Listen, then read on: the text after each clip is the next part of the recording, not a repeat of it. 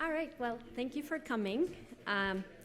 Today we are going to talk about a project on discourses of access to study abroad. My name is Julieta Fernandez. I have to talk into the microphone. I'm Janice McGregor. So we're going to get started first by talking through what study abroad research has typically focused on, and that is the study abroad experience itself and those students who embark on that experience. And there have also, some scholars have also done research on the discourses that study abroad stakeholders draw upon. And for example, administrators, faculty, leaders of programs, and students often talk about study abroad in certain ways. We just heard Paola mention the Grand Tour tradition. This has been called by Gore one of the dominant discourses that it prevails and reveals a lot about the ideological roots of study abroad, especially in the United States. Study abroad is leisure for wealthy women, as academically weaker than at-home programs, domestic programs, as with primarily European-focused destinations. And then also in her work, Gore also identified, emerging from the analysis that she did, some alternative discourses that came up, for example, that indeed study abroad programs do have academic strength, or that discourse did emerge from alternative voices, and provide, in fact, professional development and have historically done so, but that those facts don't necessarily come up in the dominant discussion around study abroad, and also creating a citizenry focused on world peace solutions and finding world peace solutions. So what we wanted to do was extend this analysis of dominant discourses and alternative voices to think about how they emerge in the meta-agentive discourse, or really talk about agency and decision-making processes that students would participate in, of the students that wanted to study abroad, but ultimately chose not to or withdrew applications. So that was the population that we are looking at here. So we analyzed qualitative data for today. This is a larger project, but we investigated 4 participants' data who, again, started applications for Spanish and German language study abroad programs in the summer, but did not go on those programs. So that's the key point here. And for this current project, we're looking at a particular research question. This is indeed a part of a larger study on student agency, broadly conceived, but today we're going to focus on what dominant or alternative discourses about study abroad, as Gore has mentioned in her previous work, emerged as these participants were focusing on talked about their decision not to study abroad with the interviewers. And so I'm going to pass it over now to Julieta to describe the actual study. Okay, so as Janice mentioned, we had 4 participants for this study, that part of the study that we're presenting today. We had 2 of them who identified as female and 2 who identified as male. Most of them, as you can see here on that side of the table, were of college age. We have 1 non-traditional student who was a little older. They had different majors. One of them was a Spanish major, and the other ones had different majors. And we had 2 speakers who were heritage speakers of Spanish, and 2 who were L1 speakers of English, right? So for the data collection, what we did is we did it over the summer, and we collected a language background questionnaire that the students did online, and then we did a semi-structured interview in which we asked different questions, again, because it's semi-structured, but in general, the questions that we asked, here we show you 3 samples that give you an idea of the data that we're going to talk about later. So why did you choose to begin an application to study abroad? What led you to withdraw the application? And do you associate study abroad with a particular type of student? So we looked at 2 language programs because we wanted to expand the pool of students. And so we looked at students who were going to study abroad with a language focus through the Spanish and German department. And they had different locations. They could go to Costa Rica, they could go to Valladolid or Alcalá, or they could go to Leipzig. This is just to give you an idea of the timeline. So the students started filling out the applications from our study abroad program here. And they began with all the application materials required from that office. Now, between January and March, these students decided not to go to study abroad. So they either did not submit the application or they didn't choose to pursue it anymore. Now, we sent them an email around June, and then between June and July, we conducted the interviews. Some of them had to be online because they were at home at that time. Now, for the data analysis, whoops, why did it go so fast? All the interviews were transcribed. I'll just keep going. All the interviews, why does it keep disappearing? I think it's on a time slide. I'm going to pause. Can you pause? Yes. Sorry about that. We timed it, and look, it's technology. Yes. It really wants to not. We'll just keep. Just keep talking. All right, so basically what we did with the data is we had a research assistant, a lovely research assistant who transcribed everything following the conversation analysis data transcription conventions. And then we both sat down and read the entire transcripts. And we were, as Janice mentioned, we were focusing on agency, right? So we were looking at meta-agentive language, which was not as straightforward as in my sound because we have issues of gender and identity, right? But when we were looking at their agentive discourse, we saw these discourses playing a big role. And so then we sat down and separately coded for those discourses, and we used the data, the discourses that had been identified by Gore, and we let others emerge from the data. We went back to the previous presentation. I don't know. It's timing. It's timing everything. It's weird. Okay. If you exit out of it and then just take the animation off. Use the PDF. Yes. So many options. Cool project. I'm gonna not use timings. Let's see if this works. Yay!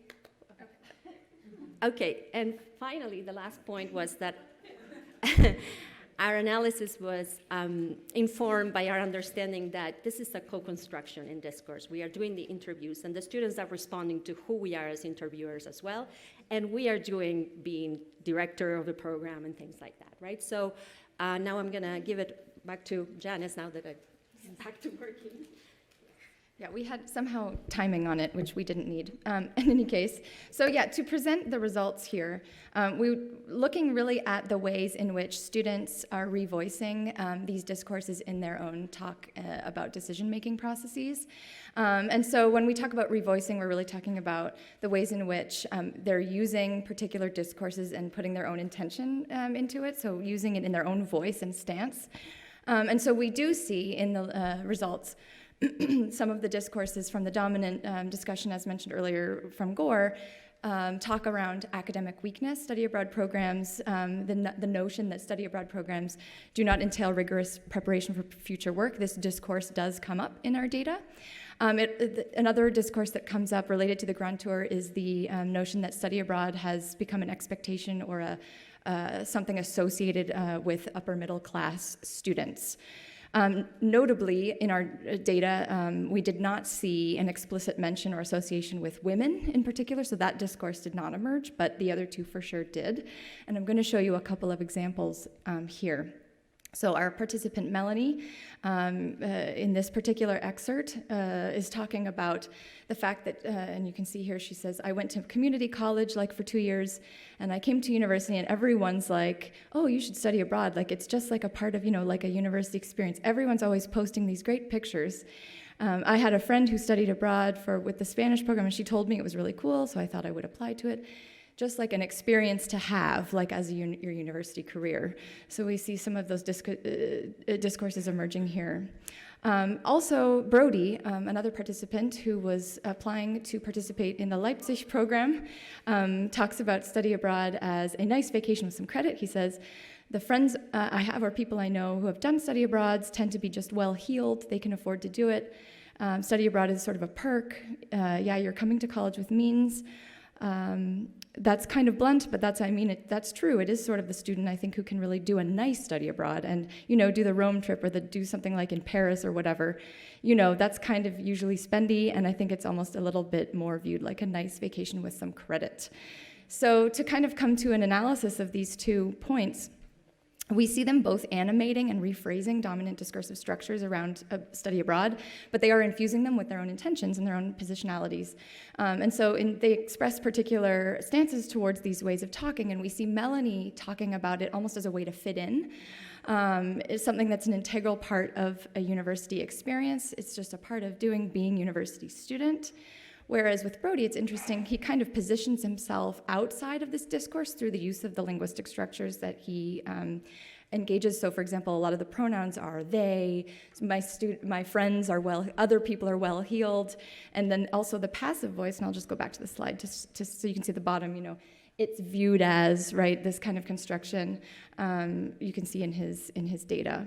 So we see the participants associating these dominant discourses with the typical student, who would go abroad, but they look to position themselves around it. We see either to align with some of those discourses or to create some space between, me and those ways of talking about study abroad. And now Julieta will talk about the alternative voices.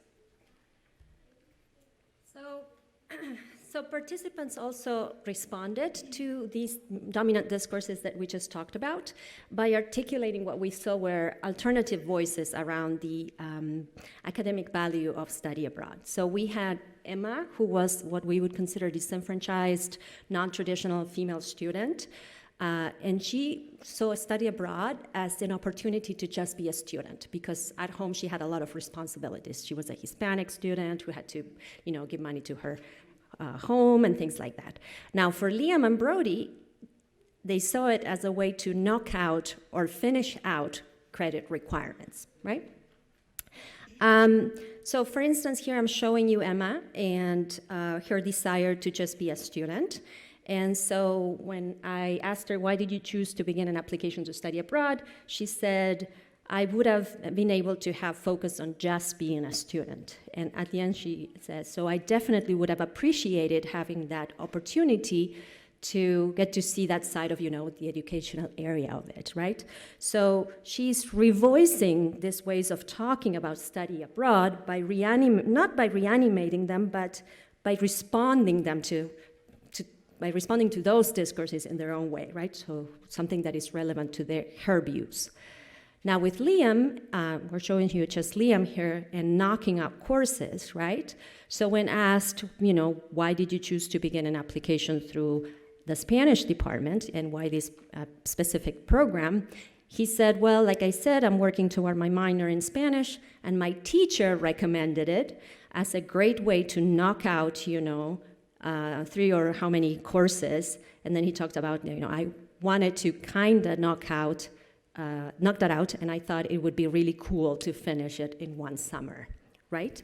So in his case, what we think we see is that he's not, again, directly animating talk about academic work abroad as being easier, because he's talking about getting coursework done quicker. So we think that there's also something about higher ed in general, right? So this idea of not necessarily about study abroad, but worries about being done quickly because of the cost of higher ed and, and how they see the language requirement playing into that, right? So he's distancing himself from that decision by saying, my teacher recommended this, right? And also saying, she also thinks it's okay, right? So we are both on the same page.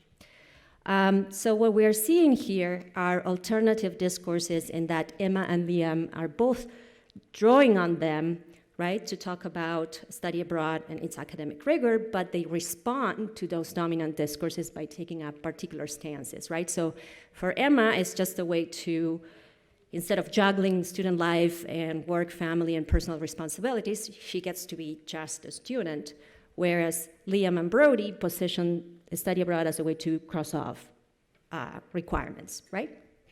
I think it's you now, right? Okay, so bringing it all together, what's happening here? We see especially when we think about their reasons that they've articulated for starting an application to study abroad, we see that they actually draw on alternative discourses quite a bit. When we ask directly about why did you start an application to study abroad, we saw that Emma, a female non-traditional L1 Spanish student, this notion that study abroad was for her an opportunity to be just a student. With Melanie, the other female L1 Spanish student, study abroad seemed to be a way to fit in.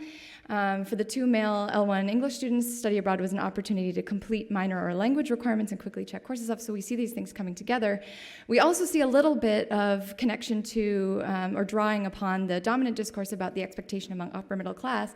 But in the question regarding why did you begin an application, we see most of the students drawing upon some kind of alternative discourses. But that changes when? When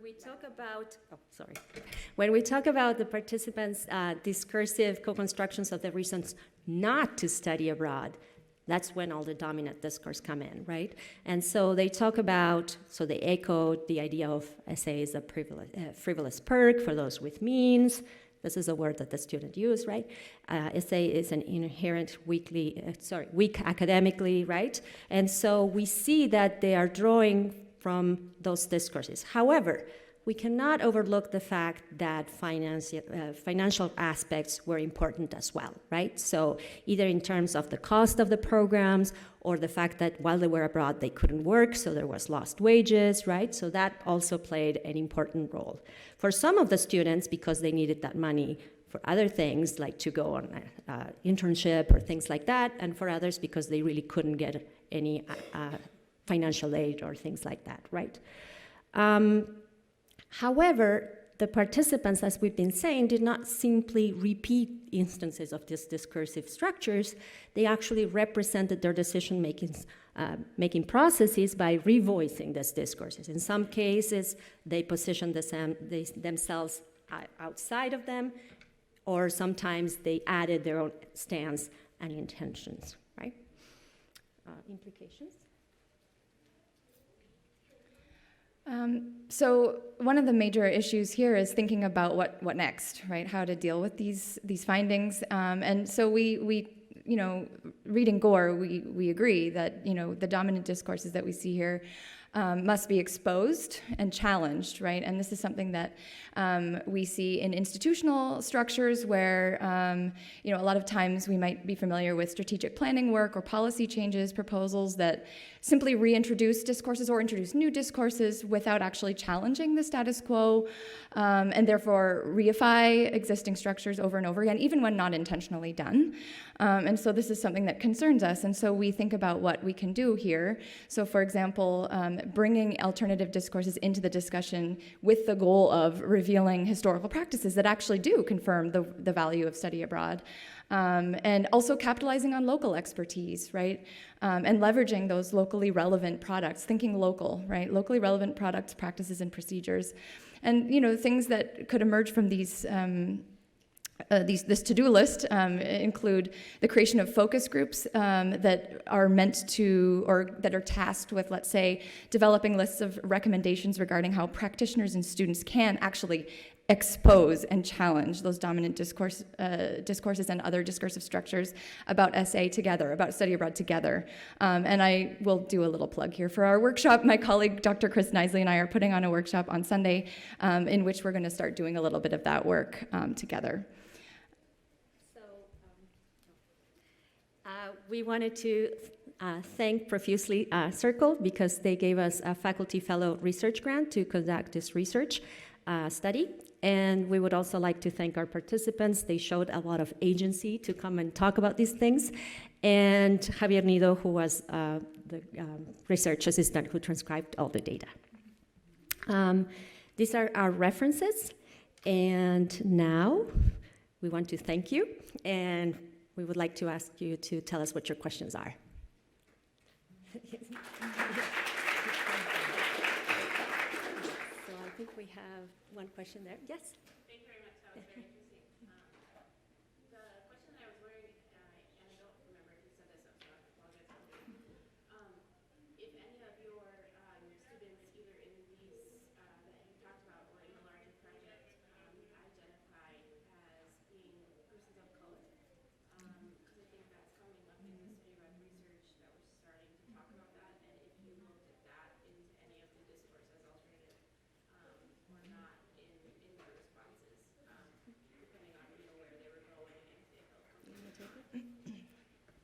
Yeah, that's something that came up as we were talking about, when we were analyzing the data, we were thinking about these different identifications that are so crucial to people's experiences and how people come to even talk about things. And in fact, we agreed that that's something that we need to focus a little bit more on in terms of survey design, because in our survey, we didn't ask them to identify that point. We focused, I think we asked them to identify their gender, age, and that was it. And so that's just one of those things that, like, in this early version of this project, we realized, oh, we don't have that info, and we can't identify people. So, we have to do that. Like, we have to get it from them. And so that's, this project is hopefully going to go on. We're going to be applying for more funding, and that's already on our notes in terms of we need to do more with that. I do want to say that it did come up in Emma's, so she self-identified as Hispanic, and she talked about all of this. She did a lot of translanguaging into Spanish, so all of that did come up in her interview, and then we had an African-American participant who also brought that up, but it's not across all of the participants. Yes, because we didn't. Yeah, that's a really good question. Thank you very much. I think Rosita was next, and then, yeah. So, just to clarify something about your results and your discussion, were the students, when they expressed their decision not to go, did they seem to own that rather than, so what you're portraying there is they said, I decided it was frivolous, or I decided this. Weren't there any that just kind of said, I really still wish I could have made it go? Like, I wish I had, because the majority of the research that I've read said that finances is the number one clincher by, kind of like outweighs almost everything else. And I run a study abroad program where this year we're seeing a huge drop in applications, coinciding with a large budget slash and a hike in tuition. I'm sure, when I do my survey, that's what I'm going to hear. People added it up and said, I would have loved to have gone, but I couldn't. But yet, the way I'm reading what you've said here, it sounds like they all went, I looked at it and said, no, it's not. Right? Are they changing their discourse to kind of make it look more agentive than that? And it wasn't reality? Yeah, I'm curious. Yeah, so I would say that the financial aspect played a role throughout, and that is something we definitely underscore. I mean, that came up in everybody's talk. I mean, that's for sure. But what we found interesting was that when just talking about choosing not to study abroad, they did not then draw on these alternative discourses either nearly as heavily or at all. And so that was really what we found really quite interesting, that those were really coming up in the choice to study abroad, and that was a different kind of representation of their agency, drawing upon those discourses to talk about, yeah, I really wanted to, and then later again might talk about still wanting to, but when directly asked about why did you not, it was a pretty clear that they were drawing on more dominant narratives about study abroad, so that was kind of the point, yeah. And also the finances played out as slightly different for the students. So some of them said that they actually prioritized other things. So we had at least two that talked about, in these 4 participants, that talked about doing more of internships. And so not necessarily abroad, but here in the United States, but using that money to go somewhere and do an internship. So it wasn't that they didn't have the money, they decided that they would prioritize something else. Yeah, and I would say financially, all things were not described equally either, or all things were not presented equally. So finances and money came up across everybody, but there were some clear privilege differences in how those were represented. So,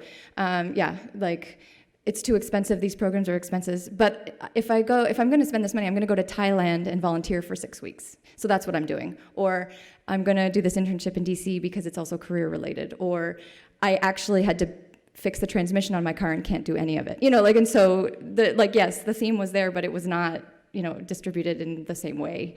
So. And I always wonder as practitioners whether or not we feed into some of those discourses by trying to be, I consider it ethical to say, these are my expensive countries, these are my cheaper countries. Like I try to let people know exactly what they're getting into, but am I then feeding into the discourses because when I see my students go, because I make them vlog, oh my goodness, are they grand touring? Like it's crazy. So then I'm like, well, you didn't need that much money to do the actual study abroad part, right? Yeah, no, and I think that kind of leans on that co-construction of we're making this happen together, or the way that we're making these things real, right, and these structures real is also at that level. So yeah, we see that even in the interviews, which is another sort of side of the study that we want to go on with, but that we couldn't talk about today. What